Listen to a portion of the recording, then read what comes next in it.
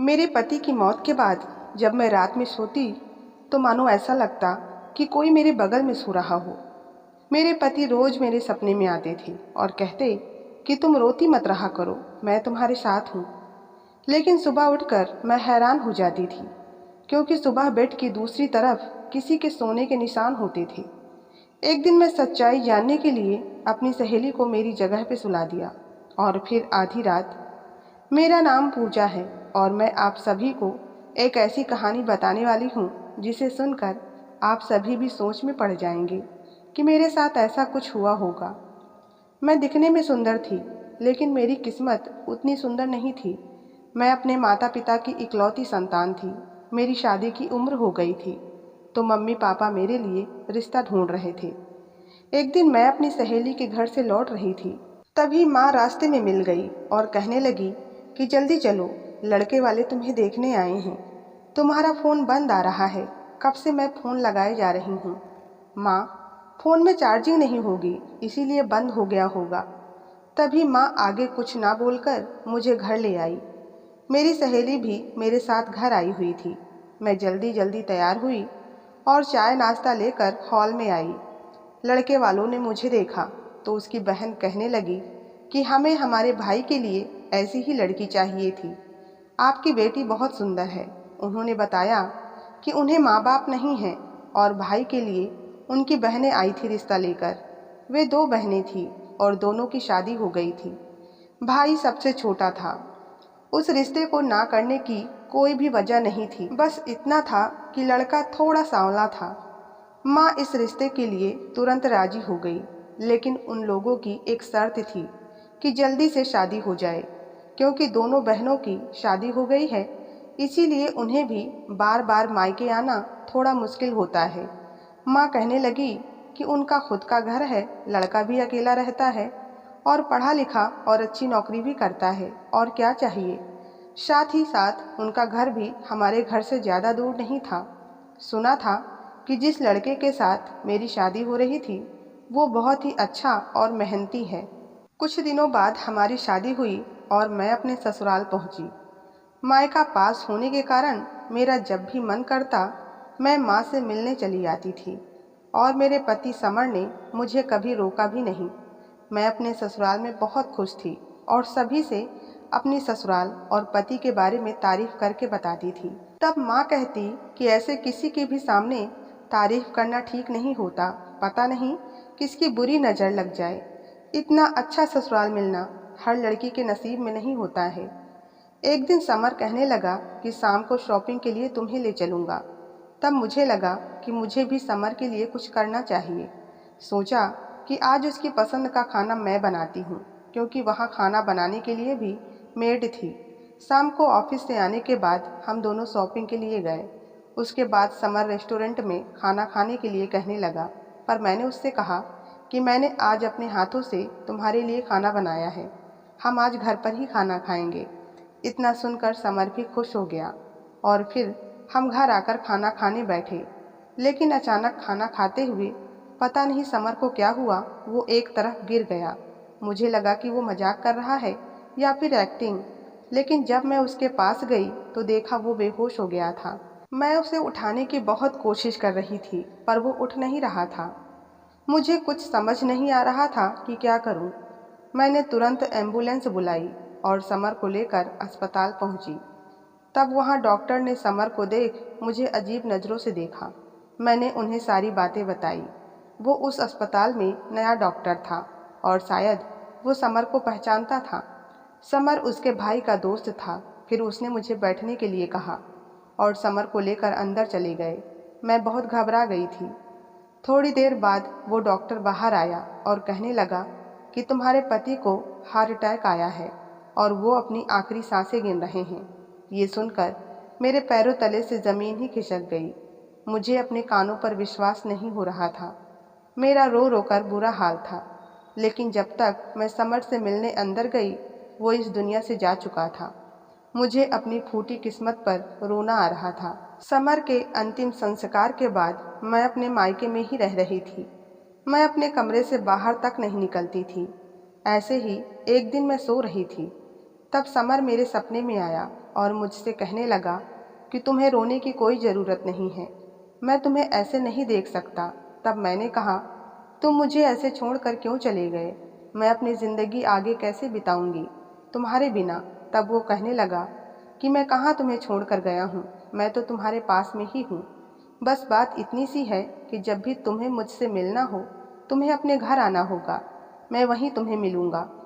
मैं समर से लिपटकर जोर जोर से रोने लगी और तभी मेरी आँख खुल गई। देखा तो ये एक सपना था। समर को गए हुए 1 महीने हो गए थे। मैं अभी भी अपने कमरे से बाहर नहीं निकलती थी। मेरी सहेली सिया मुझसे मिलने आती और मेरी हिम्मत बांधती। जब मैंने उसे अपने सपने के बारे में बताया तो उसे विश्वास नहीं हुआ, क्योंकि उसका सपनों पर विश्वास नहीं था। पर मुझे लगता कि काश मेरा सपना सच हो जाए और समर मेरी ज़िंदगी में वापस आ जाए। कुछ दिनों बाद मैंने अपनी माँ से कहा कि मुझे अपने ससुराल जाना है। तब माँ कहने लगी कि बेटा, उस घर में तुम अकेली कैसे रहोगी? माँ, 5 मिनट से भी कम समय लगता है यहाँ से वहाँ जाने में। कभी कुछ लगा तो आ जाया करूँगी, पर मैं वहाँ रहना चाहती हूँ, मुझे शांति मिलेगी। पापा को मेरा व्यवहार अजीब लगा, पर उन्हें लगा कि समय के साथ मैं नॉर्मल हो जाऊँगी। मैं अपने घर पहुँची। रात में मैंने अपना बेड वैसे ही सेट किया जैसे पहले किया करती थी। मैं अपने बेड पर लेट गई और मेरी यादों में समर के साथ बिताया खूबसूरत पल था और आंखों में आंसू। तभी अचानक कमरे में कुछ तो हुआ। मैं लाइट बंद करके सोई हुई थी। मुझे लगा कि जैसे समर की जगह आकर कोई सो गया हो। मेरे तो पैरों तले से ज़मीन ही खिसक गई। मेरे दिल की धड़कनें तेज हो गई और इतनी तेज थी कि शायद बाहर तक सुनाई दे रही हूँ, लेकिन मेरी हिम्मत नहीं हो रही थी कि मैं पलट कर देखूं। जब कोई इस दुनिया से जाता है और हम उसके लौटने की राह देख रहे होते हैं, ये एहसास इतना भयंकर होता है, ये मुझे नहीं मालूम था। मैं बहुत डर गई थी और मुझे महसूस हो रहा था कि मेरे बेड पर मेरे साथ कोई तो लेटा है। उस वजन के कारण गद्दा थोड़ा दबा हुआ था। मुझे विश्वास हो गया कि उस दिन मैंने जो सपना देखा था वो सच होकर आज मेरे सामने है। समर मेरे साथ ही था।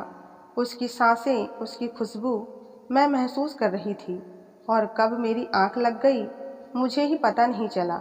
सुबह उठी तो देखा दूसरी तरफ की चादर थोड़ी सिकुड़ सी गई थी। इसका मतलब समर मुझसे मिलने आया था। दूसरे दिन मैं अपनी माँ के पास आई हुई थी। तब माँ ने मुझे रुकने के लिए कहा, क्योंकि बाहर बहुत बारिश हो रही थी। उस दिन रात में मुझे कोई समर का सपना नहीं आया, पर मुझे समर से मिलना था और इसीलिए मैं दूसरे दिन अपने घर आ गई। रात में मुझे फिर वही एहसास हुआ कि समर मेरे पास ही है, पर उस दिन कब आंख लग गई पता ही नहीं चला।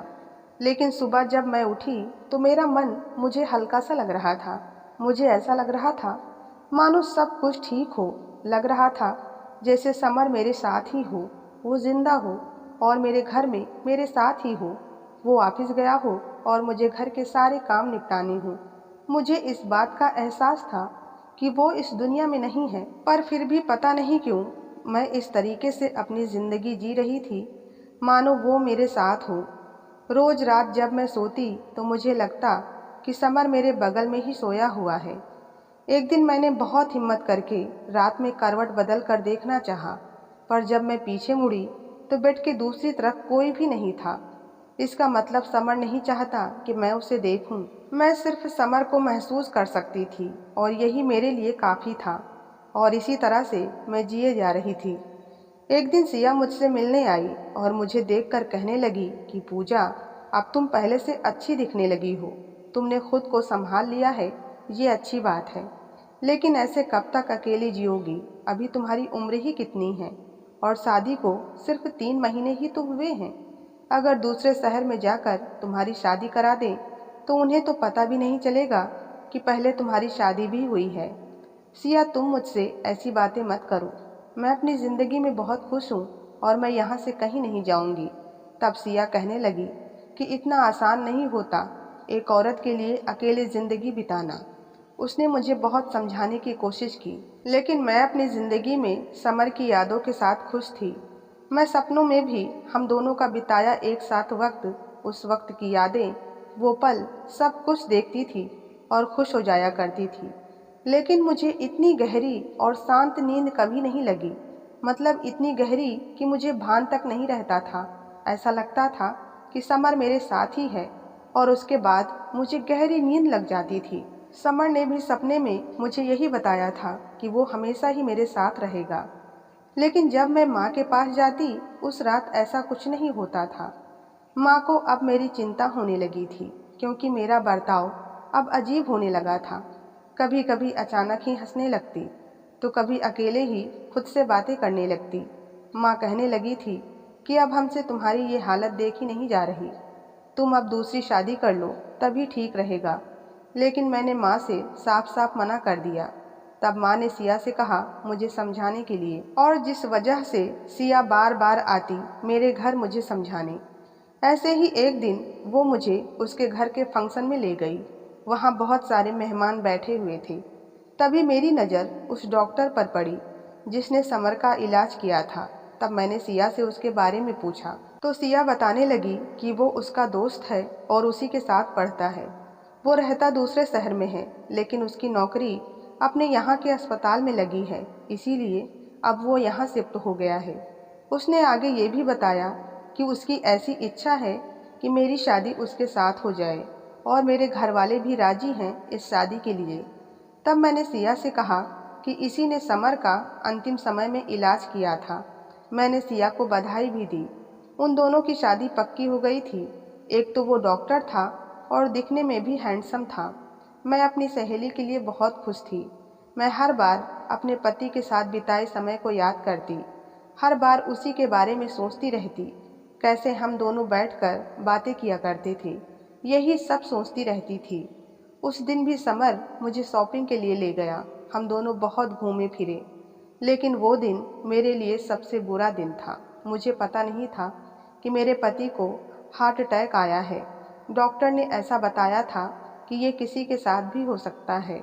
माँ सही कहती थी कि ऐसे किसी को भी अपनी खुशियों के बारे में नहीं बताना चाहिए, वरना नज़र लग जाती है। और सच में मेरी गृहस्थी को किसी की तो नज़र लग गई थी। सच में मेरी ज़िंदगी बर्बाद हो गई थी। मैं समर को भूल नहीं पा रही थी। मैं यही सोचती रहती कि ये सब मेरे साथ ही क्यों हुआ। सिया के घर फंक्शन में एक बड़ी बूढ़ी अम्मा आई हुई थी। वो मुझसे बहुत प्यार से बातें करती थी। सिया ने उन्हें मेरे बारे में सब कुछ बताया हुआ था। तब मैंने उनसे पूछा कि क्या इस दुनिया से एक बार जो चला जाता है वो वापस आ सकता है। तो उन्होंने कहा, नहीं बेटा, ऐसा कभी नहीं हो सकता है। बेटा, वो मरे हुए लोग नहीं होते, बल्कि उनकी आत्मा होती है जो हमारे दिमाग के साथ खेलती है और हमसे झूठ बोलती है। उनकी बात सुनकर मैं डर गई। इसका मतलब वो समर न होकर उनकी आत्मा है जो मेरे आसपास भटक रही है। फिर मैंने उन्हें अपने सपने के बारे में बताया, तो उस पर वो कहने लगी कि बेटा, ऐसा कुछ नहीं होता है, ये सिर्फ तुम्हारा वहम है।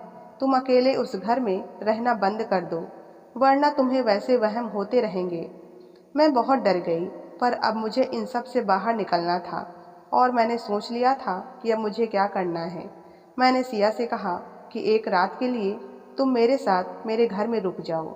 वो भी डर गई थी, लेकिन मैंने उसे बहुत समझाया। फिर कहीं जाकर वो मानी।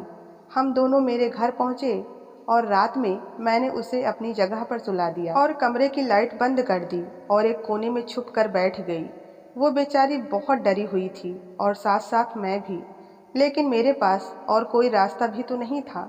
समय ऐसे ही बीता जा रहा था और हम दोनों को अभी तक कोई भी हलचल महसूस नहीं हुई।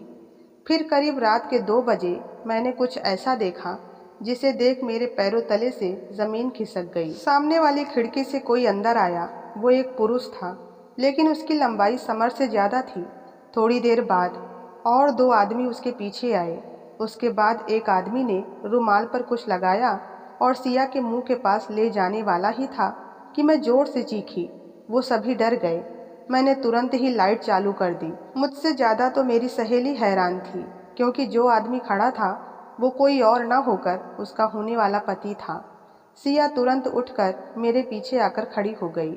मैंने हाथ में रॉड उठाई और कहा कि खबरदार, आगे आने की कोशिश भी की तो वो आदमी भी थोड़ा सा घबरा गया और उसने बाकी उन 2 लोगों को जाने के लिए कहा। मैंने अपने पापा को इस तरीके से फ़ोन मिलाया कि उस आदमी को पता ही नहीं चला। थोड़ी देर बाद ही माँ पापा भी घर आ गए और पापा उसे पुलिस की धमकी देने लगे। तब उस डॉक्टर ने ऐसा कुछ बताया जिसे सुन हम सभी सुन्न पड़ गए।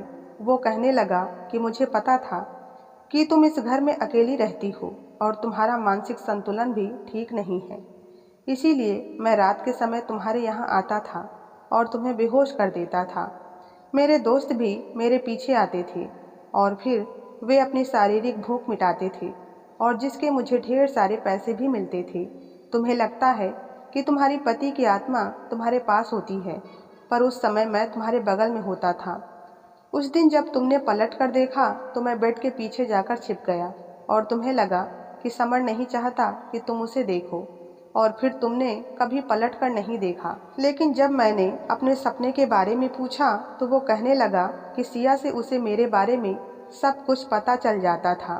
तब सिया कहने लगी कि हम फ़ोन पर बात करते थे और बातों बातों में तुम्हारे बारे में भी बात हो जाती थी, पर मुझे पता थोड़ी न था कि ये इतना घिनौना इंसान है और ये ऐसी हरकत करेगा। फिर मेरे पापा ने उसे पुलिस के हवाले कर दिया। मैं तो वो सारी बातें सुनकर वहीं बेहोश हो गई थी। एक सदमे से अभी उभरी भी नहीं थी कि दूसरा सदमा मेरी राह देख रहा था। सिया ने भी उससे अपना रिश्ता तोड़ लिया था, पर गलती मेरी भी थी कि मैंने इन सारी चीज़ों को अपने दिमाग में पूरी तरह से बिठा लिया था। सिया ने अपने घर में सभी को उसके बारे में बता दिया था। उसकी बहुत बदनामी हुई। कुछ दिनों बाद उसे जमानत तो मिल गई, पर कोई उसे नौकरी नहीं दे रहा था। पर मैं हैरान थी कि एक डॉक्टर होकर इतनी गंदी हरकत। अब मैंने वो घर बेच दिया और माँ के पास रहने लगी थी। फिलहाल तो मैं शादी नहीं करना चाहती थी, क्योंकि जो कुछ मेरे साथ हुआ था मैं उसे भूल नहीं पा रही थी। लेकिन ये समाज भी कैसा है, किसी की मजबूरी का कोई कैसे फ़ायदा उठा सकता है। यहाँ तो लोग मरे हुए लोगों को भी नहीं छोड़ते। ये कहना गलत नहीं होगा। मैंने कभी सोचा नहीं था कि मेरी किस्मत इतनी बुरी होगी। पता नहीं किसकी मुझे बुरी नज़र लग गई थी, लेकिन मुझे अभी थोड़ा समय चाहिए इन सब से बाहर निकलने के लिए और आगे की ज़िंदगी के बारे में सोचने के लिए। तो आपकी इस कहानी पर क्या राय है, कृपया कमेंट में ज़रूर बताएं और कहानी पसंद आई हो तो लाइक सब्सक्राइब करना ना भूलें। धन्यवाद।